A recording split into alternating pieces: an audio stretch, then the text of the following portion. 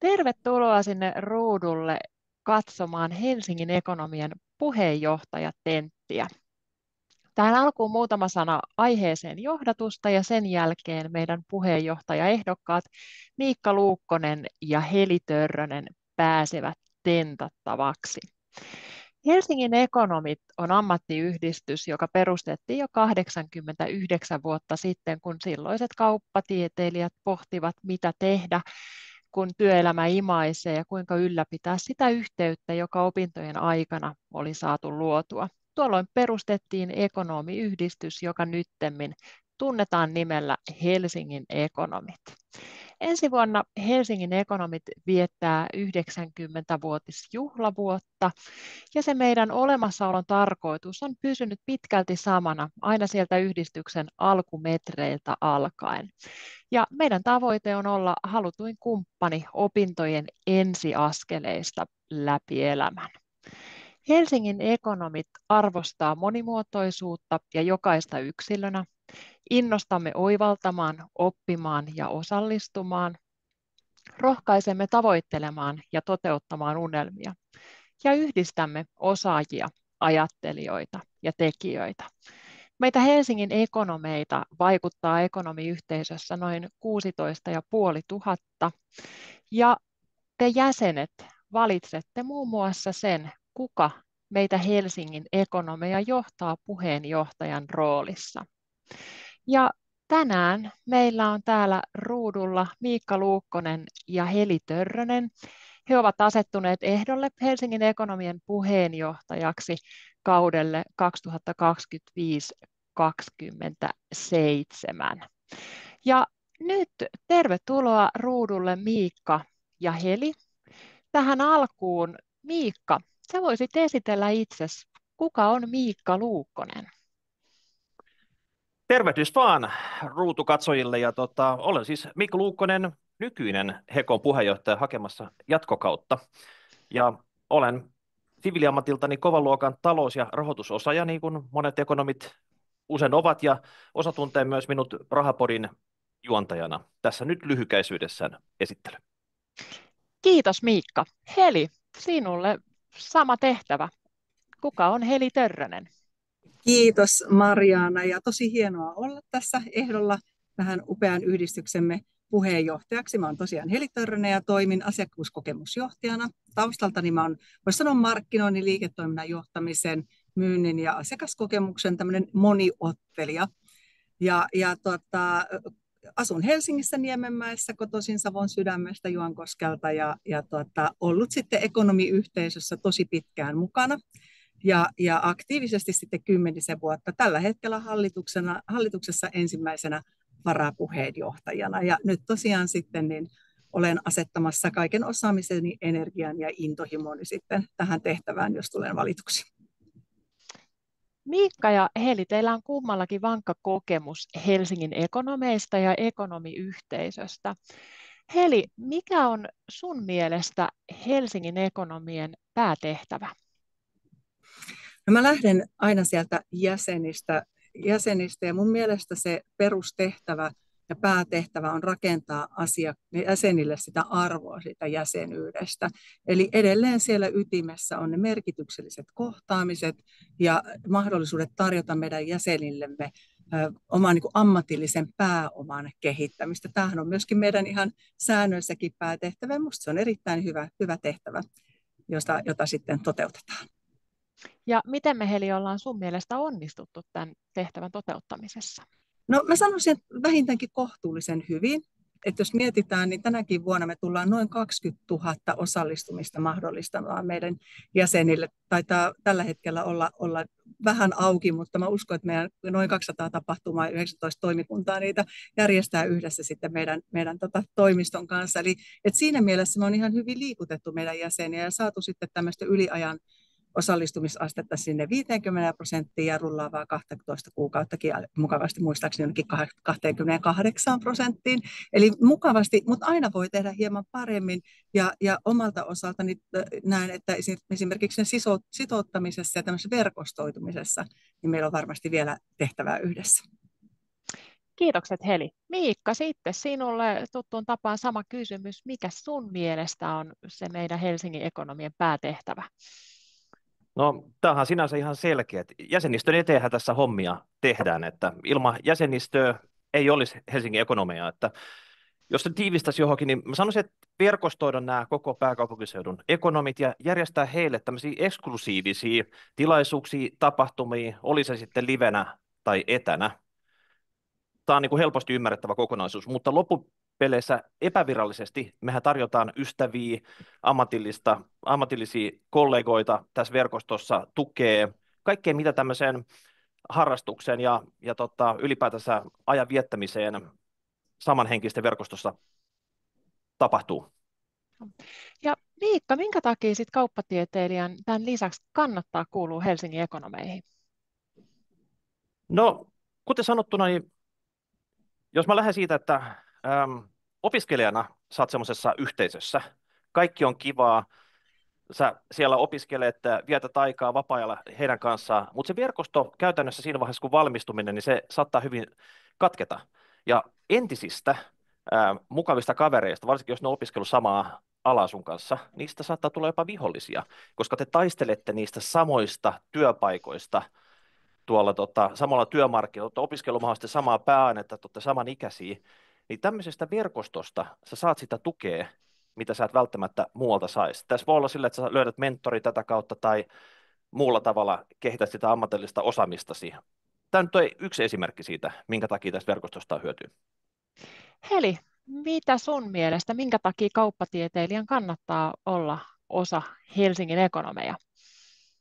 No kyllä mä kanssa lähden tuosta verkostoitumisesta ja siitä tietysti, että me järjestetään tosi paljon myöskin semmoista ammatillista, ja mä puhuisin ehkä semmoista pääomasta, eli sitä osaamista, mutta myöskin eräällä tavalla tuetaan henkistä kasvua, tarjotaan tosi monipuolisesti asioita, ja toki varmasti siihen omaankin osaamiseen, mutta aina kannattaa vähän miettiä ja kurkistaa niin sanotusti boksin ulkopuolelle, ja Hekohna on ihan mahtava paikka siinä, että me tarjotaan tämmöisiä erilaisia niin kuin paikkoja, missä sä voit syventää erityyppisesti osaamista, mutta niin kuin itsekin olen sitä mieltä, että varmasti tämä verkostoitumisen, miten me rakennetaan sen tyyppistä enemmän, niin siinä varmasti meillä on niin kuin tehtävää, mutta kyllä ihan sen oman hyödyn kannalta myöskin, että sä saat sieltä enemmän, varmasti opit enemmän ja saat semmoisia uusia ajatuksia ja rakennetaan positiivisella tavalla semmoista vähän uteliaisuuttakin kurkkia vähän toisille aloille sitten siinä. Kiitos Heli. Heli, sä tuossa alussa kerroit, että sä oot ollut useita vuosia erinäisissä luottamustoimissakin ekonomiyhteisöissä, niin vielä kertaatko, minkä tyyppisissä luottamustoimissa olet ollut niin Helsingin ekonomeissa kuin liitossamme Suomen ekonomeissa. Ja siitä vielä voit jatkaa, että mikä näissä rooleissa on ollut se kaikkein kirkkain onnistumisen, minkä olet itse luottamushenkilönä saanut aikaan. Joo, mä oon nyt toista kertaa Hekon hallituksessa, eli tosiaan olen ollut alun perin ihan niin sanotusti rivijäsenenä ja osallistunut meidän tapahtumia. Tuossa noin 10 vuotta sitten niin hain hallitukseen ja ilokseni pääsin hallitukseen ja sitten sen jälkeen liittohallitukseen. Eli mä oon niin näissä tehtävissä tosiaan toista kertaa sitten hallituksessa ja tässä nykyisessä tehtävässä olen sitten myös tuossa meidän ekonomipuheenjohtajaverkostossa. Mä olen ensimmäinen varapuheenjohtaja, nyt kun Miika on sitten liittohallituksessa, niin on tosi mielenkiintoista ollut mukana olla tässä. Minusta on todella tärkeää, että Hekon puheenjohtaja on mukana tässäkin yhteisössä. Sitten mä olen ollut myöskin hyvin aktiivinen toimikuntatasolla. Mä olin 6 vuotta mukana tuossa konsuliklubissa ja 4 vuotta siitä puheenjohtajana. Ja sitten mä olen ollut silloin hallituksessa nyt useammankin toimikunnan kummina. Erilaisissa työryhmissä, Economy Summit-ryhmässä, nyt tänä vuonna en niin aktiivisesti, mutta aikaisemmin olen ollut muun muassa someviestinnän puolella tekemässä siinä sitten paljon hommia ja mukana siellä. Ollut vetämässä meidän tätä koulutusryhmää ja itse asiassa nyt vedän toista kertaa sitten myöskin apuraha- ja stipendityöryhmää. Ja sitten useaan otteeseen ollut mentorina ja bisneskirjapalkintoraadissa ja itse asiassa myöskin nimitystoimikunnassa, kun liitolle valittiin nykyistä toiminnanjohtajaa. Eli aika monessa asiassa on tullut mukana oltua. Ja sitten sä kysyit sitä, oliko niin, että mikä on ollut sitten ehkä semmoinen paras onnistuminen. Kyllä, täällä tästä kohtuullisen pitkästä ekonomi-CV:stä, No niin niin, siinäpä minkä sitä sieltä onkin, että nostaisit, minkä mikä sieltä on jäänyt nostaisin. Siellä on oikein varmaan useat, päällimmäiseksi? tietysti Jari on mahtava liiton toiminnanjohtaja, että sielläkin yhdessä onnistuttiin, mutta ehkä sitten mä nostaisin, paljon hallitustyössä ollut mukavia juttuja, mutta mä nostaisin 2 asiaa kuitenkin.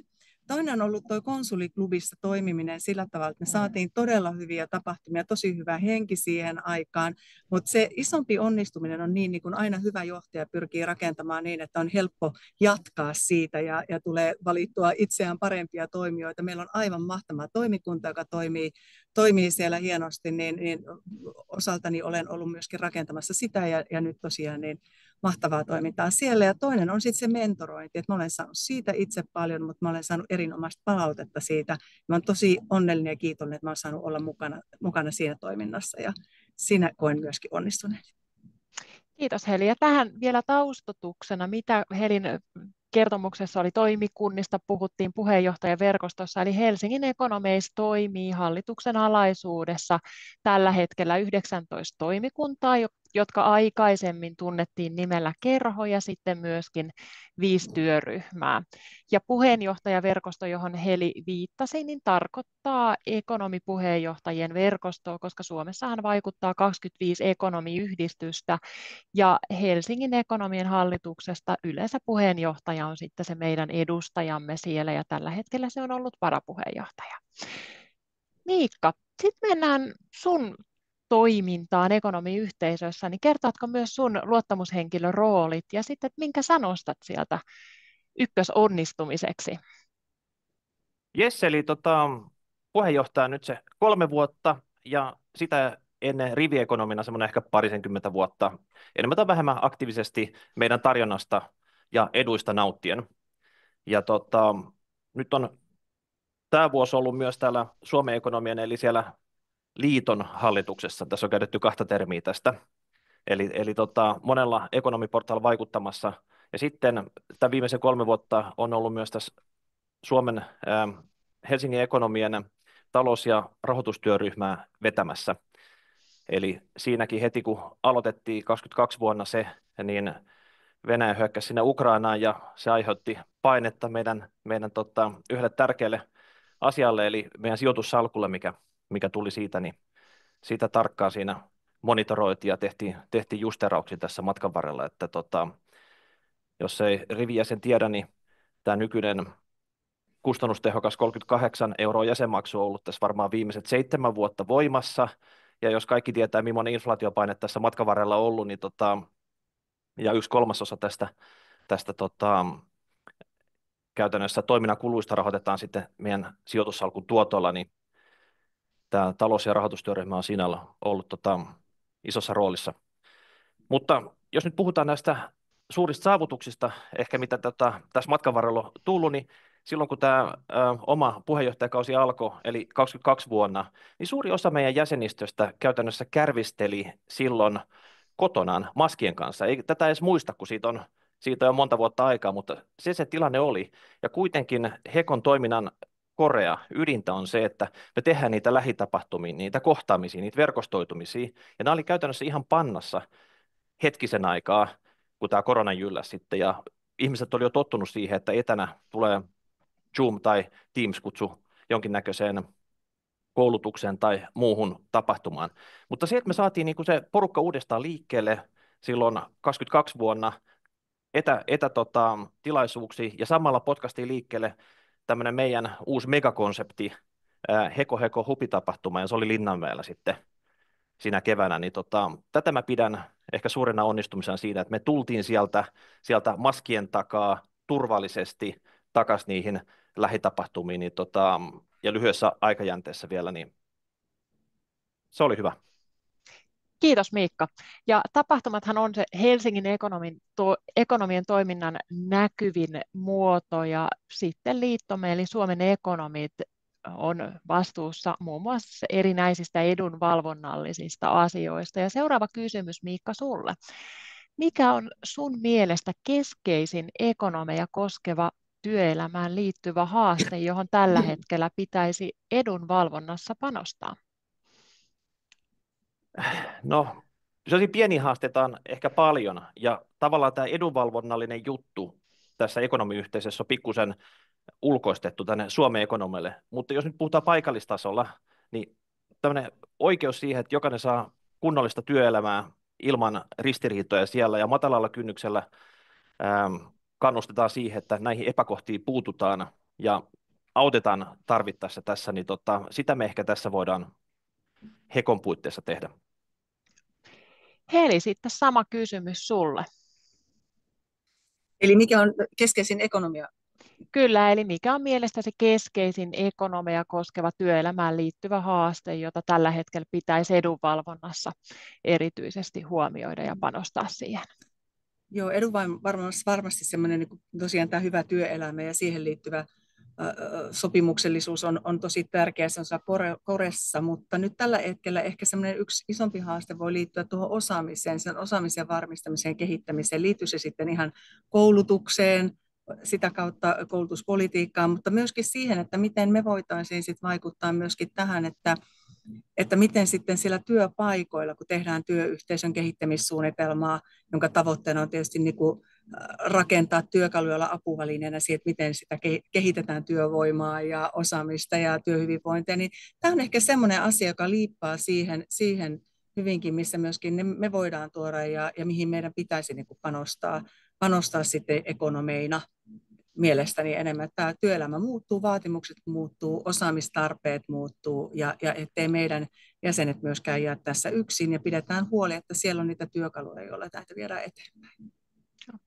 Miten sitten Heli vielä jatkokysymyksenä, miten ja mitä Helsingin ekonomit voisi yhdistyksenä tehdä tukeakseen ekonomiyhteisön edunvalvontatyössä, eli mitä konkreettisia esimerkkejä sulla olisi? Joo, no tietysti se, että meidän pitää varmistaa omasta mielestäni se, että meidän ja Hekon ääni kuuluu siellä Suomen ekonomeissa ja sitä kautta myöskin akavalaisessa yhteisössä, että meillä on hyvä ja riittävä edustus tietysti siellä liittotason hallituksessa, mutta yhtä tärkeää tässä tapauksessa mielestäni on se, että meillä on hyvät ja osaavat henkilöt myöskin esimerkiksi työelämätoimikunnassa ja koulutuspoliittisessa toimikunnassa ja vaikuttaa myös tätä kautta, eli varmistaa tämä.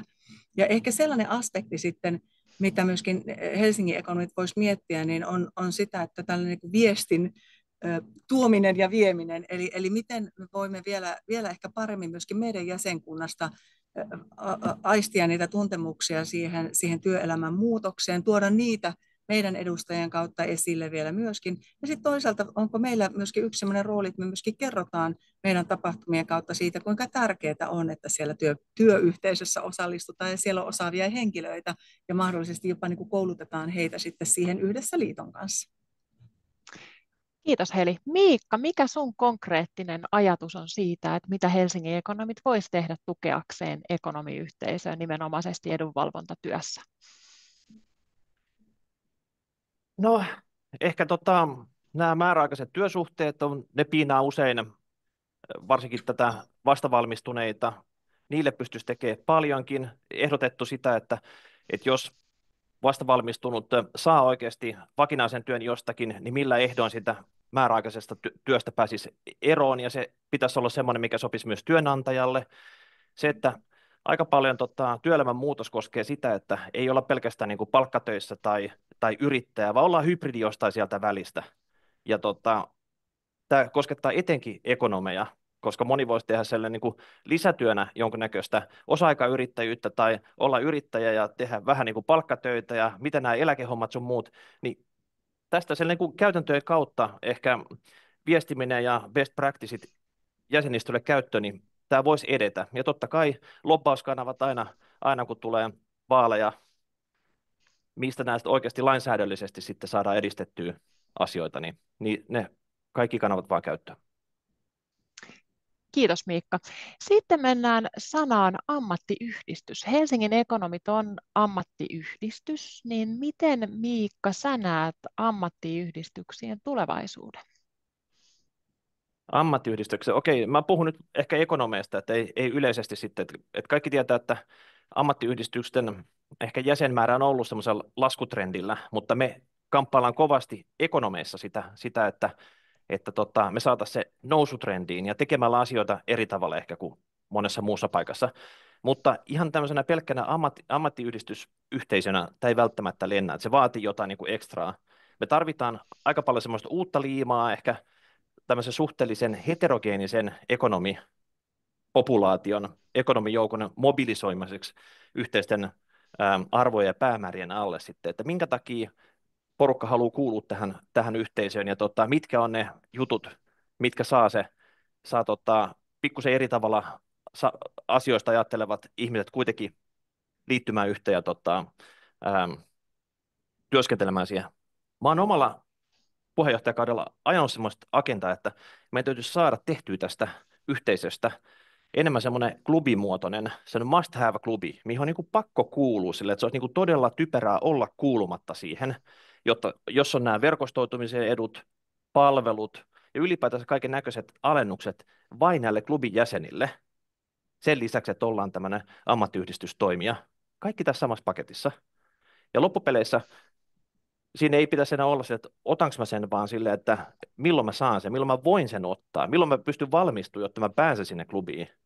Niin se olisi se oikeastaan se kysymys, mikä pitäisi sitten lopuksi esittää. Me ei olla siellä vielä, mutta pusketaan kohti tämän näköistä tulevaisuutta.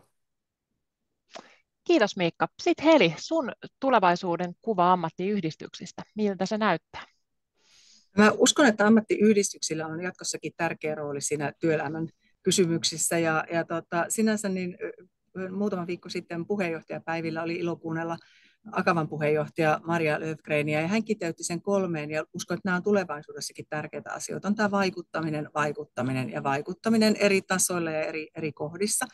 Ja kyllä mä tuun takaisin tähän työelämän vaatimusten muutokseen, eli kyllä se sen ympärille kiteytyy myöskin se niin kuin ehkä semmoinen tulevaisuuden rooli. Vähän tuohon Miikankin kommenttiin siinä, että varmasti tarvitaan tämmöistä, käytit termiä uudenlaista liimaa, eli minkä tyyppisiä palveluita, minkä tyyppisiä kokonaisuuksia siellä on. Mutta me tiedetään jo nyt, että kuitenkin se työelämän ja osaamisen vaatimukset muuttuu ja tulee erilaisia tapoja tehdä töitä, tulee yrittäjyyttä, tulee uusia uramahdollisuuksia, tehdään tosiaan niin kuin erityyppisesti töitä. Ja sitten tietysti myöskin nämä ikääntyvät tai seniorit, että miten sitten heidän osalta. Tähän tulee paljon muutoksia.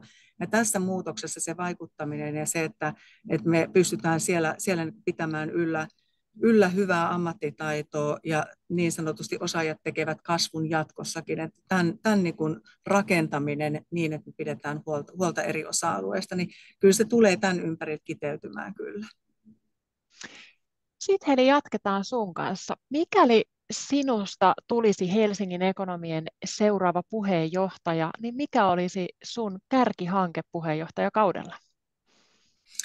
No, yksi kärkihanke varmasti, tai sanotaan teema on se, että kun me puhutaan paljon tuosta jäsenmäärästä, niin kääntäisin katsetta ehkä hieman enemmän vielä siihen jäsenpysyvyyteen ja jäsenpitoon ja niihin toimenpiteisiin, joita me Helsingin Ekonomissa voidaan siihen tehdä. Toki yhteistyössä koko ekonomiyhteisön osalta, mutta se, että jos meidän niin sanotusti perälauta vuotaa ja me ei saada rakennettua niitä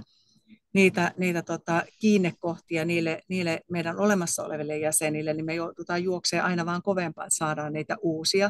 Ja se, miksi tämä on se, ja siihen liittyy itse asiassa myöskin viestinnän kehittäminen niin, että tiedetään enemmän näistä hyödyistä, ja kun meillä on hyvä olla, niin mä uskon myöskin siihen, että tämmöinen hyvä kello kauaska aikaa myöskin, eli tulee enemmän sitoutumista, tulee enemmän suosittelua ja sitä kautta kiinnittymistä. Eli kyllä mä haluaisin tätä puolta kehittää sitten niin kuin semmoisena ehkä vielä tämmöisenä tietynlaisena kärkihankkeena, että sitoutetaan, niin sitoutuneet jäsenet kertoo kyllä hyviä juttuja, ja sitä kautta myöskin saadaan sitten lisää uusia jäseniä.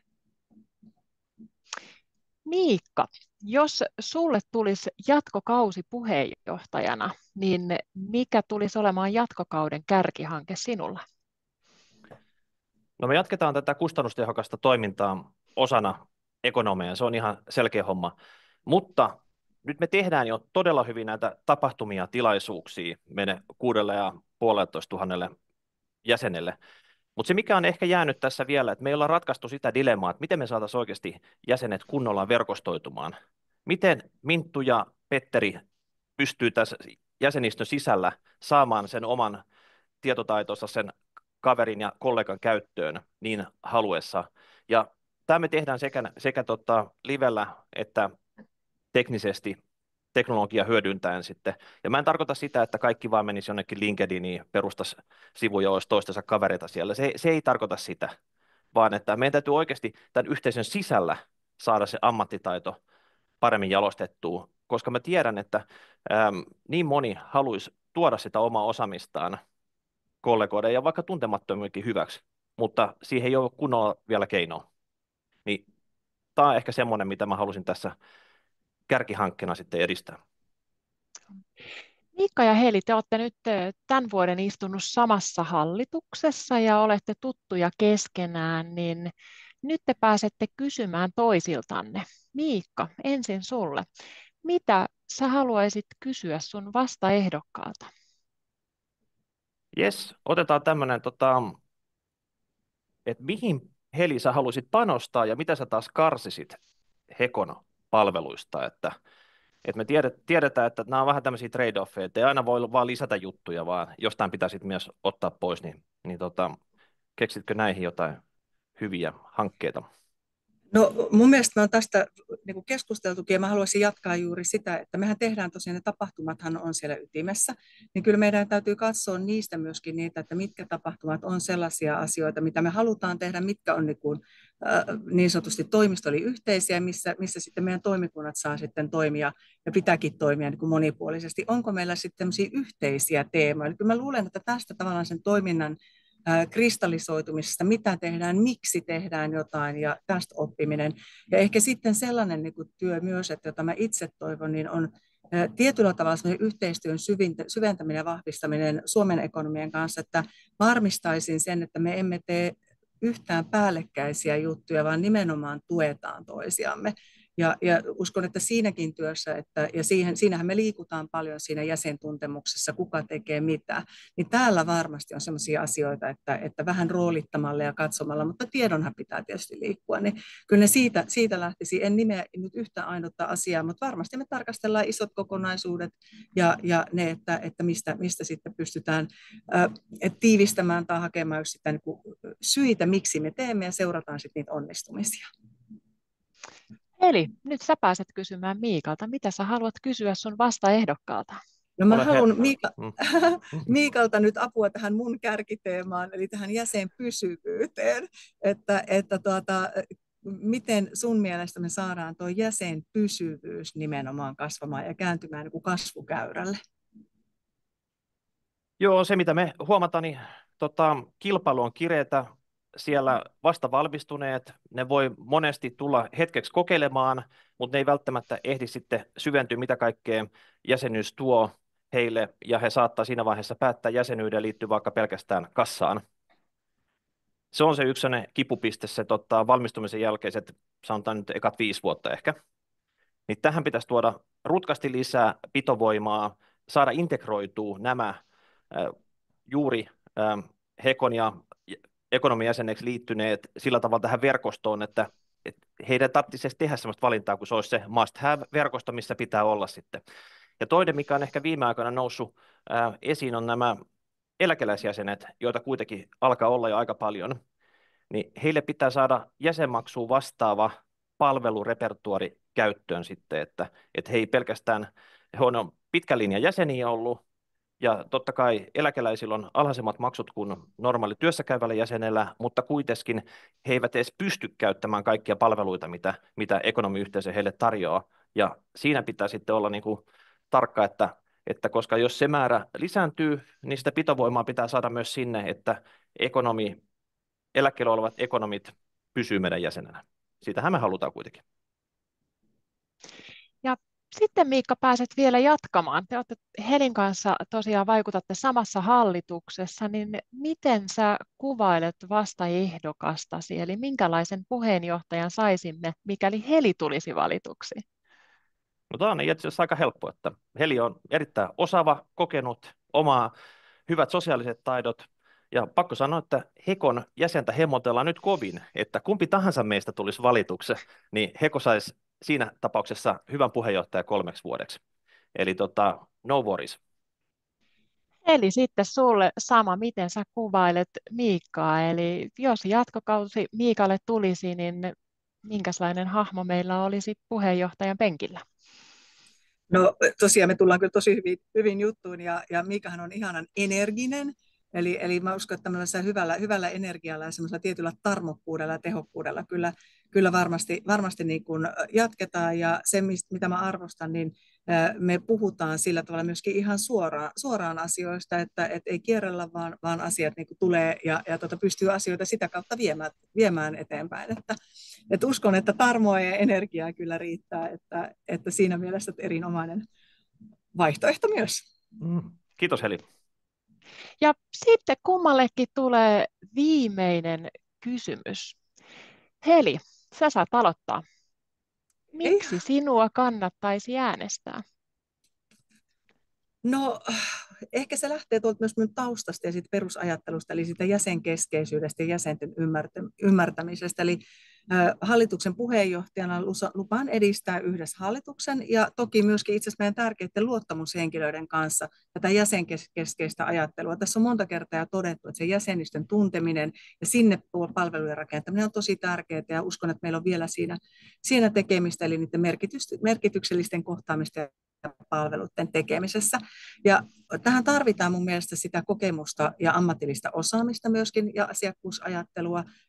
Ja mulla on sitä taustaa ammatillisesti ja myöskin sitä kokemusta tästä verkostosta ja mä oon hyvä verkostoitumaan. Ja sitten ehkä sellainen asia, että mä oon hyvä viestimään ja mä tuun panostamaan myöskin siihen. Mä haluan olla läsnä enemmän ja kuunnella ja laittaa myös itse paljon likoon asioita. Ja tämän kaiken päälle niin mä tuon kyllä sen suuren sydämen ja suuren intohimon viedä tätä yhteisöä eteenpäin. Kiitos Heli. Miikka, sitten sulle vielä loppusanat, eli minkäpä takia sinut kannattaisi valita? Ehkä rivijäsenelle puheenjohtajuus näyttäytyy tämmöisenä hallinnollisena juttuna, mutta se oikeasti on tämmöinen 24/7 harrastus, johon pitää panostaa kaikkensa, ei nyt koko ajan, mutta ajoittain. Ja mä oon valmis tekemään sen. Ehkä kysyisin semmoisen retorisen kysymyksen jäsenistöltä, että kannattaako hyvää vaihtaa? Kiitoksia Miikka. Vaihtoehdosta. Ja te jäsenet itse asiassa sitten päätätte. Ja vielä pari sanaa siitä, miten puheenjohtaja valitaan. Eli äänestämällähän puheenjohtaja valitaan ja 5. marraskuuta alkaa ennakkoäänestys, joka kestää sinne 23.11. asti. Ja tulette saamaan ohjeita niin verkkosivuilla kuin sähköposteihinne. Ja sen lisäksi toinen äänestyspaikka on yhdistyksen sääntömääräinen kokous 26.11. Valitkaa teille parhaiten sopiva vaihtoehto. Ja äänestys tapahtuu e-vaaliäänestysjärjestelmällä ja sinne tunnistaudutaan verkkopankkitunnuksilla. Ja jokaisella Helsingin Ekonomien varsinaisella jäsenellä on äänioikeus niin puheenjohtaja kuin hallitusvaalissa kuin muissakin yhdistyksen kokouksen päätöksissä. Ja nyt jäsenet, se on teidän vastuu valita, kumpaa sinä äänestät. 2 erinomaista ehdokasta. Kiitos, että katsoit tämän tallenteen ja tallenteen katsottuasi pääset äänestelemään. Kiitos ajastasi ja kiitos Miikka, kiitos Heli. Kiitoksia. Kiitos. Muistakaa Kiitos. äänestää. Juuri näin.